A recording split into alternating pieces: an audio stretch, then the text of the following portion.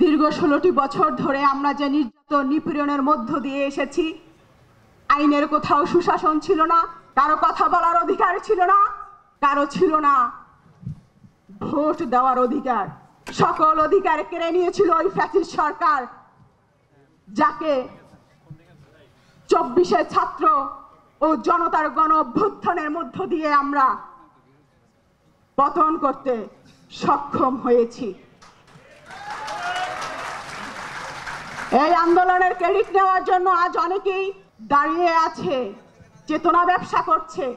আমরা সম্মুখ সারির যোদ্ধা, বন্দুকের তীর, মামলা, হামলা, গুম, খুন সবকিছু উপেক্ষা করে এই ফ্যাসিস্টের বিরুদ্ধে লড়াই করেছি, আমরা রুখে দিয়েছি। আজ বাংলাদেশ আম জনতা পার্টির আত্মপ্রকাশ হলো। আমাদের পার্টির কিছু লক্ষ্য উদ্দেশ্য আছে, আপনাদের সামনে সেটি আমি তুলে ধরব।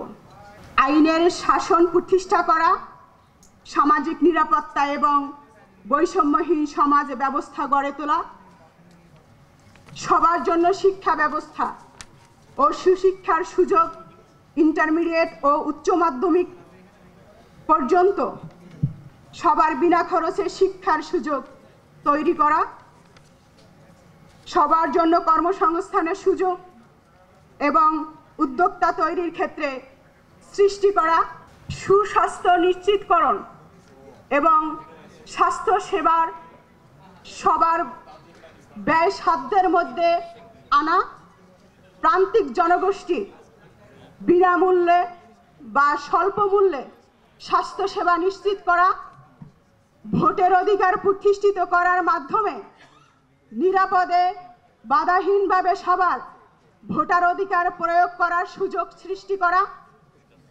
গণমাধ্যম সহ সব ক্ষেত্রে স্বাধীন ও নির্বিঘ্নে মত প্রকাশের অধিকার ও সুযোগ নিশ্চিত করা, ব্যবসা বাণিজ্যে সব ধরনের অবকাঠামোগত জটিলতা সংস্কার করে ব্যবসা বান্ধব রাষ্ট্র সৃষ্টি করা, জনপ্রশাসন তথা রাষ্ট্রীয় কর্মচারীদের মধ্যে বৈষম্য দূর করা, শিশু কিশোর থেকে শুরু করে সবার মধ্যে দেশপ্রেম জাগ্রত করার ক্ষেত্রে ভূমিকা রাখা, দুর্নীতি প্রতিরোধ, আধুনিক লেনদেন পদ্ধতি, মুদ্রানীতি, অর্থনৈতিক ব্যবস্থা গড়ে তোলা, কৃষিকে শিল্প হিসেবে ঘোষণা করে কৃষকদের সব ধরনের সুযোগ সুবিধার ব্যবস্থা করা, পরিশেষে পরিবেশ রক্ষায় দেশব্যাপী বৃক্ষরোপণ, বৃক্ষ সংরক্ষণ বাস্তবায়ন করা এবং পরিবেশ দূষণ প্রতিরোধে সব ধরনের অপশিল্প, অপব্যবসা, অবকাঠামো নিরুৎসাহিত করে বাসযোগ্য সুন্দর বাংলাদেশ গড়ার লক্ষ্যে কাজ করা। এটি বাংলাদেশ আম জনতা পার্টির লক্ষ্য ও উদ্দেশ্য।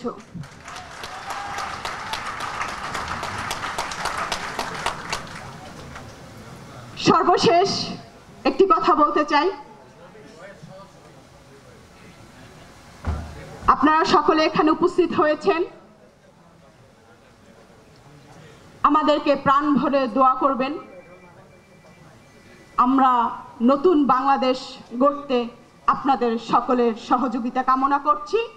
বৈষম্যহীন রাষ্ট্র গড়ার লক্ষ্যে বাংলাদেশ আম জনতা মাঠে থাকবে। ধন্যবাদ সবাইকে।